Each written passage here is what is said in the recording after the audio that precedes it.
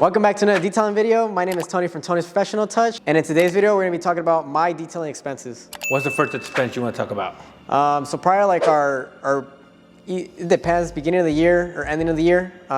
So last year, 2020, in the beginning of the year, I just bought out everything that I wanted and like needed for the detailing. So I probably spent around 10 grand mid-year, actually. I'd probably say 8 though, for detailing products, and then like 2 grand on training, and that was a lot of Shine Supply products, the Shine Supply training, McGuire's products, and a bunch of other products and polishers, equipment, all that. And what was that, like 6 months ago? That was mid-year of 2020. That was like June or July of 2020. And you still have products? I still have a few gallons left. I've used up most of it.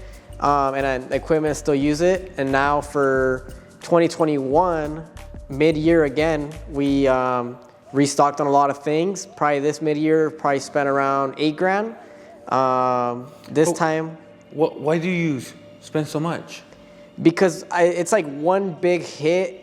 Just try to stay stocked up on everything so I don't have to worry about since all this whole COVID stuff going on, some companies, it's hard for them to get their products out to their clients or on time also. Like the delivery times are taking longer. Some companies don't have specific products. They're running out of products or something. So I like to be prepared, stay stocked up on everything, and just have it at my home whenever I need something, just ready to go. Okay, man. All right. Now, that's the product side. Yeah. What about your daily expenses? So for the most part, daily right now, or in 2020, we were spending like around 60 to 80 bucks for the day. And now it's probably like around 100 to 120. That's gas, water, food, and then sometimes a little product or something. If we're running out of something and we don't have it with us, stop by the detail shop real quick and pick whatever product we need. Got it. How much you pay for your van? Like the price of the van? Well, is it paid off? Yeah, the van's paid off. How much you buy it for? 15,000. Yeah. All in one chunk? Yeah, I got it 2020 in like February or March. How come you didn't want to do payments? Get something newer? I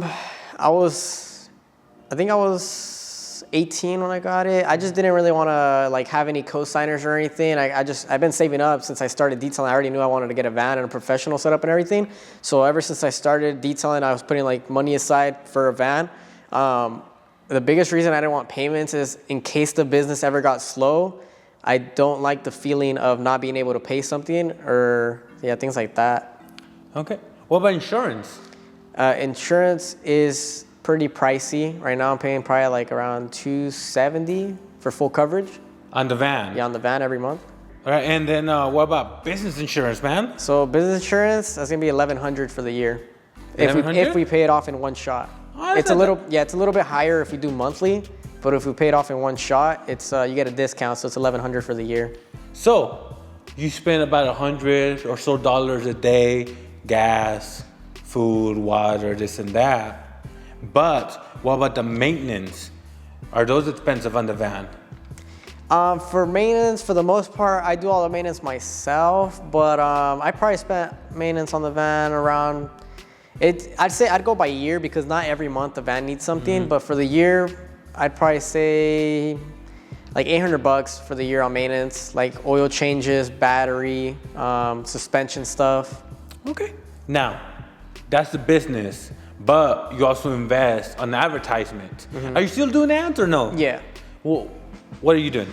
Well, right now, I'm trying to do only like $100 a week, but I'm probably gonna, for next year, I'm gonna try to bump it up to probably like 500 every month.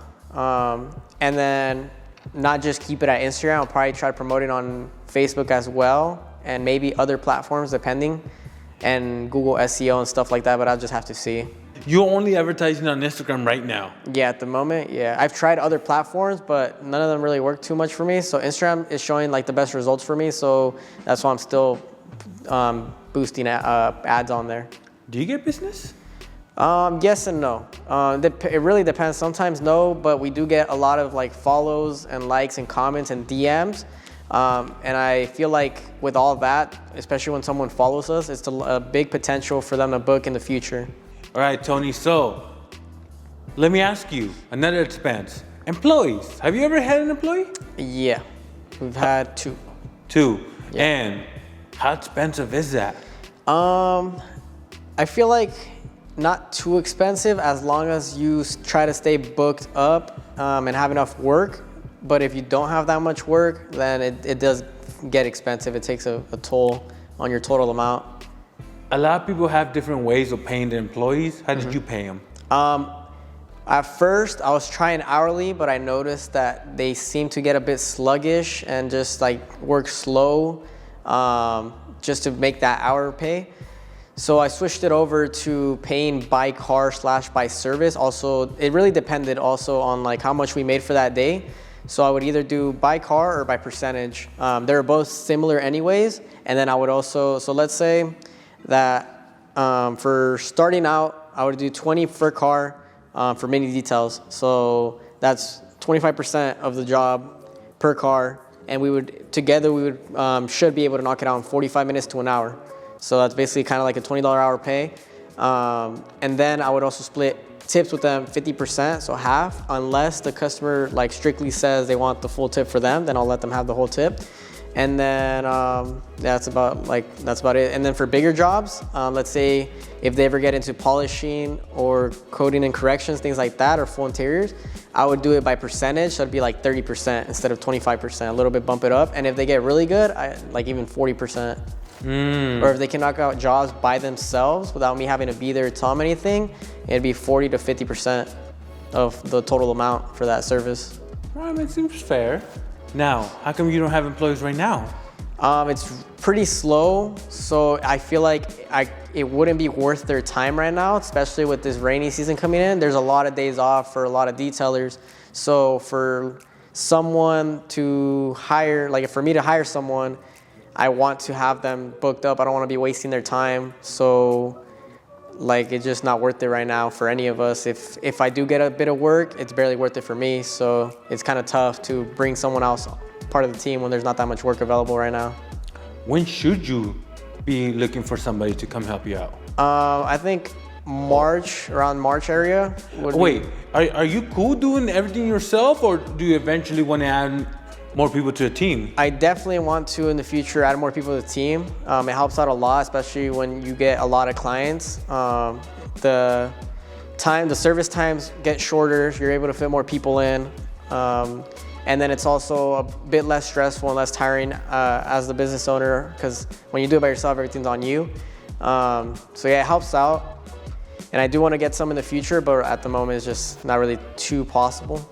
So there you have it. Those are my expenses. And now I'd like to know what expenses you have that are cutting into your profits. And if you guys want to see more detailing content, don't forget to press the like button and subscribe.